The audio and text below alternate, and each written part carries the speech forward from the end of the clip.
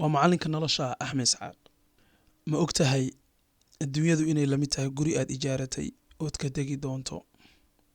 Ma ogtahay adduunyadu inay tahay daqiiqado ooda ogeyn maraad ka bixi doonto?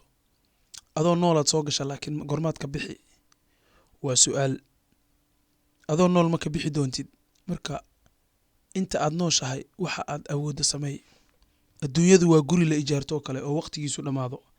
haddaad ijaarkeeda bixi weysana waad ka bixaysaa. adduunyada waa guri ijaara ah. markaad gurigaas ijaarato degantahana si fiican ugu noolow, si fiican u daryeel.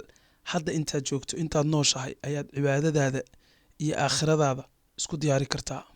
dad waxaa jira aad nadiif u ah oo adduunyada nugula nool, guri ijaarana deganayn, waxnana qabsanin, laakiin aqoontooda iyo cibaadadooda ayaa kaa badan oo aakhiro ayay meelaha ugu fiican degi doonaan. adiguna maanta guriyaad inta ijaaratay aad isleedahay laandheeraa tahay, laakiin adduunyada laandheero laguma noqdee aakhiro ayaa lagu noqdaa.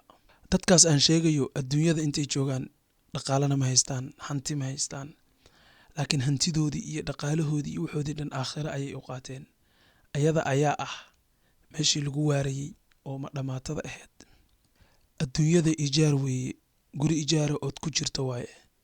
waa inaad ku dadaashaa dabaqyada ama basaatiinta ama beeraha aad aakhiro ku heli doonto. guriga ijaarka intaad ku nooshahay isku diyaari aakhiradaada oo diyaarso beertii iyo meeshii aad degi lahayd ood fasax ku qaadi lahayd aakhiro markii la tago. taasna waxaa lagu gaaraa tasbiix badan iyo takfiir badan iyo cibaado badan baa lagu gaaraa, iyo tasbiix badan, sadaqo badan, hadal wanaagsan, waxyaabo kaloo badan ayaa lagu gaaraa taas.